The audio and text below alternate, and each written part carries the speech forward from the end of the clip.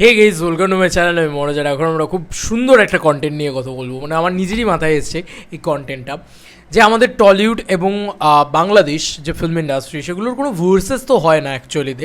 সবসময় আমরা বলি যে ঐক্যবদ্ধভাবে থাকতে, কিন্তু একটা কোথাও গিয়ে এখন একটা জিনিস তৈরি হয়েছে, সেটা হচ্ছে বাংলাদেশ ফিল্ম ইন্ডাস্ট্রি আমাদের টলিউড ফিল্ম ইন্ডাস্ট্রির থেকে সত্যিই কি অনেকটা এগিয়ে গিয়েছে। এর ভিতরে দুজনের নাম, আমরা দুজনকে নিয়ে মূলত ভার্সেস তৈরি করব। এবার কেন ভার্সেস তৈরি করব সেটাও আমরা এই ভিডিওর ভিতরে ক্লিয়ার করব। প্রথমত হচ্ছে, আমি বাংলাদেশ থেকে নেব রায়হান রাফি পরিচালক হিসেবে, এবং আমাদের এপার বাংলা থেকে নেব হচ্ছে, মানে আমাদের টলিউড থেকে নেব হচ্ছে রাজ চক্রবর্তীকে পরিচালক হিসাবে। দিয়ে এই দুজনের ভিতরে আমরা ভার্সেস করব, দেখবো আদপে ওকে এগিয়ে আছে। রায়হান রাফি কি অনেক এগিয়ে আছে? বাংলাদেশ সিনেমা ইন্ডাস্ট্রিকে সত্যি অনেকটা এগিয়ে গিয়েছে আমাদের থেকে। এবার অনেকেই বলতে পারে, তোমরাই তো বলো ভার্সেস না করতে, কেন ভার্সেস করছো? ভার্সেস এটা হচ্ছে হেলদি কম্পিটিশন। আমরা সবসময় বলি না যে হেলদি কম্পিটিশন ইজ ইম্পর্ট্যান্ট। আর কেন রায়হান রাফি আর রাজ চক্রবর্তীকে পিক করলাম, সেটার ভিতরেও আমি কিছু জিনিস তোমাদেরকে বলে দিচ্ছি পরিষ্কারভাবে। এক হচ্ছে, মেহেদী হাসান হৃদয়কেও পিক করতে পারতাম, এদিক থেকে আমাদের সুজিত ঋণ দত্তকেও পিক করতে পারতাম। সুজিত ঋণ দত্ত যেহেতু দুটো সিনেমা বানিয়েছেন, মেহেদী হাসান হৃদয় যেহেতু প্রথম সিনেমা বানিয়েছেন, তাই এনাদেরকে আমরা ধরলাম না। যারা সুদক্ষ, দীর্ঘদিন ধরে সিনেমা বানিয়ে যাচ্ছেন এবং সাকসেসফুলি কিছু ভালো সিনেমা উপহার দিয়ে যাচ্ছেন, সাকসেসফুল বক্স অফিস সাকসেসও এনে দিচ্ছেন। রাজ চক্রবর্তী কিন্তু সন্তান ছবিটা ফ্লপ নয়, হ্যাঁ, সন্তান ছবিটা চলেছে, বিরাট হয়তো চলেনি, কিন্তু বেসিক চলেছে, এটাই হচ্ছে ব্যাপার। এবার রায়হান রাফিরও তাই। রায়হান রাফিরও এতদিন ধরে, দেখো, তাণ্ডব সিনেমাটা ফ্লপ তো নয়, সেটা মেগাস্টার শাকিব খানের জন্য বিরাট চলেছে, এটা আমরা সবাই জানি। সিমিলারলি আমাদের এখানে খাদান ছবিটা বিরাট ইন্ডাস্ট্রি হিট। দেবদার জন্য এরকম অনেক সিনেমা আছে, খাদান বাদ দাও, আমি অন্য যে কোনো সিনেমার কথা বলছি, যে কোনো সিনেমা সেগুলো দুর্দান্ত ব্যবসা করে শুধু দেবদার জন্য। এবার একটা ব্যাপার আছে, একটা ব্যাপার বুঝতে হবে আমাদেরকে, যে কেন আজকে বাংলাদেশ এগিয়ে যাচ্ছে, কেন এই আলোচনা, কেন এই ভার্সেস। আজকে যদি আমরা প্রপারলি ভার্সেস তৈরি করি, তাহলে রায়হান রাফি একজন পরিচালক হিসেবে অনেক বেশি এগিয়ে গিয়েছেন রাদার রাজ চক্রবর্তী। এরকম কেরিয়ারগ্রাফটাকে দেখি।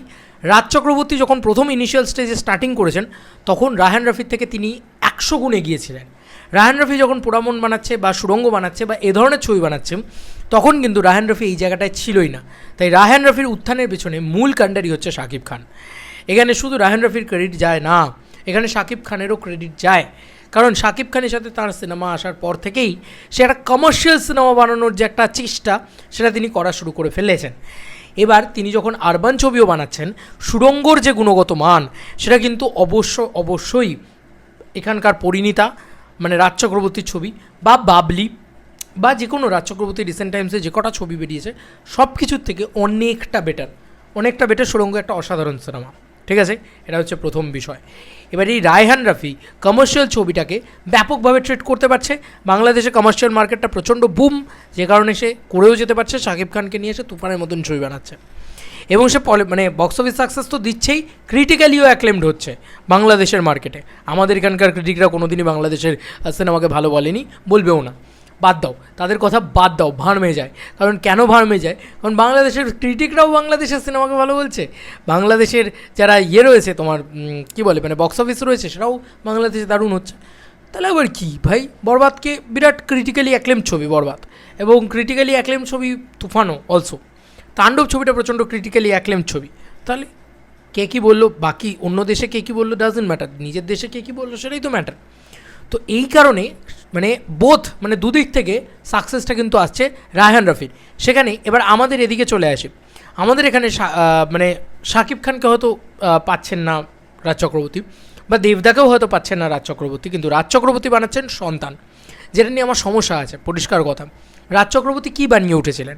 রাজ চক্রবর্তী যদি কেরিয়ার স্টার্টিংটা আমরা দেখি, কমার্শিয়াল সিনেমায় বাংলা যেগুলো কোনো দিন কল্পনাও করতে পারে না, সেই ধরনের রেভলিউশন নিয়ে এসছেন রাজ চক্রবর্তী, অস্বীকার করার কোনো জায়গাই নেই। তখন মানে রাজ চক্রবর্তীর জন্যে রাজ চক্রবর্তীর একটা ফ্যান বেস বাংলাদেশে থাকতো, এবং তারা রীতিমতো বলতো যে হ্যাঁ, সিনেমা দেখলে ভাই রাজ চক্রবর্তীর সিনেমা দেখি। তারা আজ কেন দেখে না রাজ চক্রবর্তীর সিনেমা? তাদেরকে আজ দেখাও তো সন্তানের ট্রেলার, তারা দেখবে? ন্যাকা ন্যাকা সিনেমা তারা দেখবে? সিরিয়াল, রাজ চক্রবর্তী কিন্তু পরিণীত সিরিয়াল বানায়নি। আরবান ছবি আর সিরিয়ালের ভিতরে আকাশ আর পাতাল তফাৎ আছে। রায়হান রাফির সুড়ঙ্গ দেখে নাও, সেটা একটা আরবান ছবি, not a serial. Raihan Rafi কোনোদিন সিরিয়াল বানায়নি, রাজ চক্রবর্তী কিন্তু সিরিয়াল বানাচ্ছে, সেটা হচ্ছে সন্তান দিয়ে তার শুরুয়াত হয়েছে। এবার রাজ চক্রবর্তীর অ্যাচিভমেন্টটাকেও একটুখানি বলি। তিনি কিন্তু একটা আবার প্রলয়ের মতন সিরিজ বানিয়ে উড়িয়ে দিয়েছেন, ঠিক আছে, কাঁপিয়ে দাপিয়ে দিয়েছেন। কিন্তু সমস্যাটা হচ্ছে তিনি সন্তান বানাচ্ছেন। তিনি ইন্ডাস্ট্রি যেটাতে পিছিয়ে যায় সে ধরনের সিনেমা বানাচ্ছেন। রায়হান রফি ইন্ডাস্ট্রি যেটাতে এগিয়ে যায় সে ধরনের সিনেমা বানাচ্ছে। রায়হান রফি আজকে গোজাতাপ্পি দিয়ে হলেও একটা ইউনিভার্স তৈরি করেছে, ভুল ভালভাবে হলেও একটা ইউনিভার্স তৈরি করেছে, ঠিক আছে। সেটা বাংলাদেশে প্রথমবার এবং দুই বাংলায়ও প্রথমবার কমার্শিয়াল মার্কেটে। আচ্ছা, সেখানে যদি আফরান নিশোকে না ঢোকাতো তাহলে অনেকটা বেশি সাকসেসের ইয়েটা হয়ে যেত, একদম পারফেক্ট হয়ে যেত, একদম প্রপারলি। এবং আমার মনে হয় যে কোথাও গিয়ে ওটা জোর করে ঢোকানো হয়েছে। ওটা যদি না ঢোকাতো, তার কিন্তু অলরেডি একটা ইউনিভার্স, 2 হিরো, স্টাইলাইজড তোমার সিয়াম আহমেদ ইত্যাদি নিয়ে করার কিন্তু একটা অলরেডি জায়গা ছিল এবং করেও ফেলেছে খুব সুন্দরভাবে। আচ্ছা, এইটা তো সে সাকসেসফুলি করতেই পেরেছে। এছাড়াও কমার্শিয়াল এলিমেন্টসে সে তুফান যেভাবে বানিয়েছে, অরিজিনাল গল্প নিয়ে কিছু টেমপ্লেটসকে নিয়ে সেটাকে ব্রেক করে করে অরিজিনাল গল্প দিয়েছে, তার ভিতরে দিয়ে তুফান বানিয়েছে। রায়হান রফির কথা বলছি, সুড়ঙ্গ তো অসাধারণ বানিয়েইছে। তাই আমি মনে করি Raihan Rafi far better, far এগিয়ে রয়েছে, অনেকটা এগিয়ে রয়েছে রাজ চক্রবর্তী। রাজ চক্রবর্তী কিন্তু প্রথম দিকে ইনিশিয়াল স্টেজে এগিয়েছিল। কেন? কারণ একটা ছাদের ভিতরে সে একটা ছেলেকে দিয়ে আইটেম সং করাতে পারে, সেইটার ইনোভেশন সেই রাজ চক্রবর্তীর মাথা থেকেই এসছে। কিন্তু প্যান্টে তালির কথা বলছি, দেবদার মানে উদ্ভাবন আর কি, একদম একদম বলে না যে একদম উত্থান দেবদার, সেই সময়টা তোমরা দেখতে পাবে।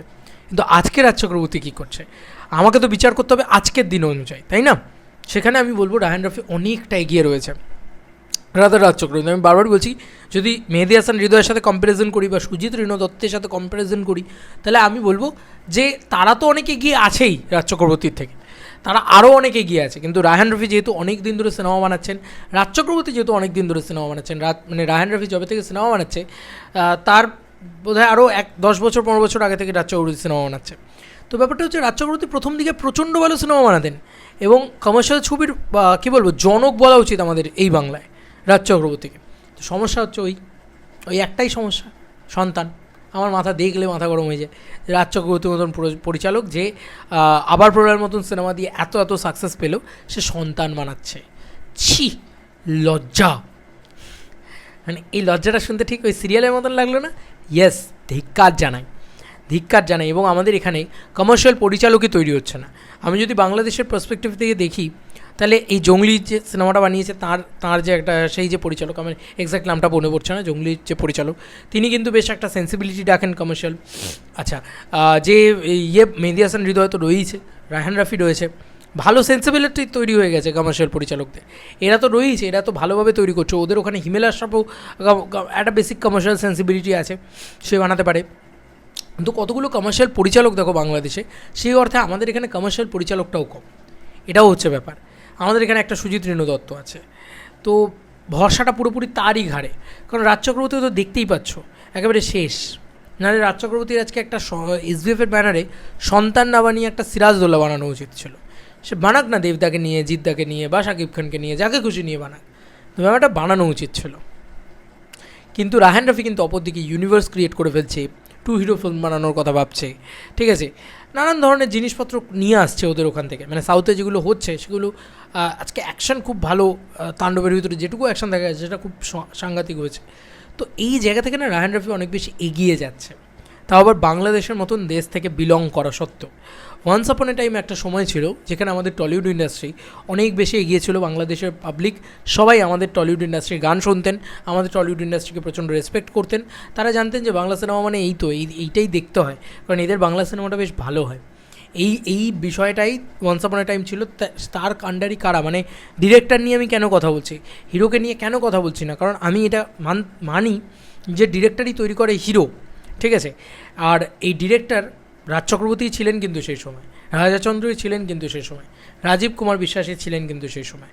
আর রিমেকের প্রসঙ্গ এলে আমি একটাই কথা বলতে চাই, বাংলাদেশও রিমেক করেছে, আমরাও রিমেক করেছি, এটা নিয়ে কোনো সন্দেহ নেই। কিন্তু আজকে বাংলাদেশ খুব সাকসেসফুলি কিছু ছবির ট্যাকটিক্স বদলে কিছু ছবির বদলে, ঠিক আছে, এক্স্যাক্ট জিনিসটাকে করছে না, এক্স্যাক্ট জিনিসটাকে না টুকে সেগুলোকে সাকসেসফুল বানাতে পারছে। বাংলাদেশে সেগুলো সাকসেসফুলি চলছে। আমাদের এখানে কিন্তু সেইটুকুও করার দম কারণ নেই। যেই রিমেক বন্ধ হয়ে গেল, রাজ চক্রবর্তীর কোমর ভেঙে গেল। আজকে রাজ চক্রবর্তী আমার মনে হয় যে ভালো ডিরেক্টর, কিন্তু ভালো পরিচালক, কিন্তু তার থেকে কতটা বেশি এগিয়ে গেছে রায়হান রফি আজকে, এটা বলতেও খারাপ লাগছে কিন্তু এটা সত্যি কথা। আপকামিং ছবিতে রাজ চক্রবর্তী যা যা ছবি আছে সেক্ষেত্রে আমি এরকম কোনো ছবি নিয়ে এক্সাইটমেন্ট দেখাতে পারছি না যেটাতে রাজ চক্রবর্তীর ছবি ও ভাই এক্সাইটেড হলে গিয়ে দেখবো, এক্সাইটমেন্টই আসছে না। অদ্ভুত ব্যাপার। ওটিটিতে এসছে সন্তান, আমি তাই দেখিনি। বিরক্তিকর ছবি ঘ্যান ঘ্যানে প্যান প্যানে সিরিয়ালকে দেখে, এই হচ্ছে ব্যাপার, বুঝতে পেরেছো? তো আমার এই কন্টেন্টটা বাড়ানোর ইচ্ছে হলো, মনে হলো যে আজকে কে এগিয়ে পরিচালক হিসেবে, রায়হান রাফি নাকি রাজ চক্রবর্তী? কারণ রাজ চক্রবর্তী কিন্তু অনেক বড় মাপের পরিচালক, অনেক দিন ধরে সিনেমা বানিয়েছেন, অনেক বড় পরিসরের পরিচালক, কিন্তু রায়হান রাফি তাকেও বিট করে চলে গেছে আজকে। কীরকম একটা অবাক লাগছে, তাই না? খুব খারাপ বিষয় এটা একটা। যাই হোক, আই হোপ সো যে রাজদার কামব্যাক হবে, বক্স অফিসের কামব্যাক হবে, অ্যাট দ্য সেম টাইম একটা ভালো মানে কমার্শিয়াল ছবি দিয়েও কামব্যাক হবে। সন্তান বক্স অফিসে যাই করুক না কেন, এমনই এতই কালেকশন করেছে নাকি সন্তান বক্স অফিসে যে এসভিএফ প্রোডাকশন হাউস থেকে কোনো কালেকশন জানানোই হয়নি। ভাবো, যখন তোমার সিনেমা দুর্দান্ত কালেকশন করে তখনই প্রোডাকশন হাউস কালেকশন জানায়, যখন তোমার সিনেমা অত মারাত্মকও কালেকশন করে না তখন তোমার সিনেমা কালেকশন জানায় না প্রোডাকশন। এসভিএফ কী করছে, খাদানের কালেকশন জানাচ্ছে, এসভিএফ সিনেমাস থেকে কত টাকার কালেকশন হয়েছে, সন্তানের কত টাকার কালেকশন হয়েছে জানালোই না। ঠিক আছে, তা বুঝতেই পারছো যে সন্তান কিন্তু কিছুই করতে পারেনি। তো এটাই হচ্ছে ব্যাপার। রায়হান রাফি কিন্তু শাকিব খানের ভূমিকাটা অনেকটা রায়হান রাফির জীবনে উত্থানটার জন্য, তাণ্ডব বলো বা বলো তুফান বলো, এই দুটো ছবি যা কালেকশন করেছে রায়হান রাফির গোটা সিনেমা, গোটা কেরিয়ার জীবনে যা ছবি আছে সব ছবি জুড়লেও অত টাকার কালেকশন হবে না। কিন্তু এই দুটো সিনেমাতে রায়হান রাফি একটা জিনিস করেছে কি, কমার্শিয়ালি অনেক বেশি সাকসেসফুল হয়ে যাচ্ছে, অনেক বেশি এগিয়ে যাচ্ছে। ঠিক আছে, এইটা হচ্ছে ব্যাপার। আজকের রাজ চক্রবর্তী বারবার এই কথাটা বলছে যে আমাকে দেবজিৎ দাও, আমি বানাতে পারলে আমি বানাতে পারবো। তো করছো না কেন, বানাও, ক্ষমতাই নেই তোমার বানানোর। ওদিকে তো রায়হান রাফি করে দেখিয়ে দিল। যাই হোক, আজকে আফরান নিশো আর শাকিব খানের কিন্তু বিরাট ঝামেলা আছে, এটা সবাই মানে শাকিব খানের সাথে আফরান নিশোর কোনো ঝামেলা নেই, ফ্যান্সদের ভিতরে ঝামেলা আছে। আফরান নিশো শাকিব খানকে কুমন্তব্য করেছিল, তারপরেও সেই দুজনকে এক জায়গায় নিয়ে চলে আসা এবং সেটার জন্য ব্যাকল্যাশ খাক যাই খাক করে ফেলেছে ভাই রায়হান রাফি।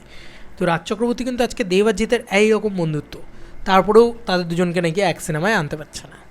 ছি, লজ্জা লাগা উচিত, এটা তো বলতেই হচ্ছে। এই হচ্ছে ব্যাপার, আমার যা মনে হয় আমি সেটাই বললাম। তোমাদের কার কি মতামত ইন্টারভিউটাকে নিয়ে জানিও কমেন্ট সেকশনে। চলো বন্ধুরা, নতুন কোনো ভিডিওতে দেখা হবে, বাই।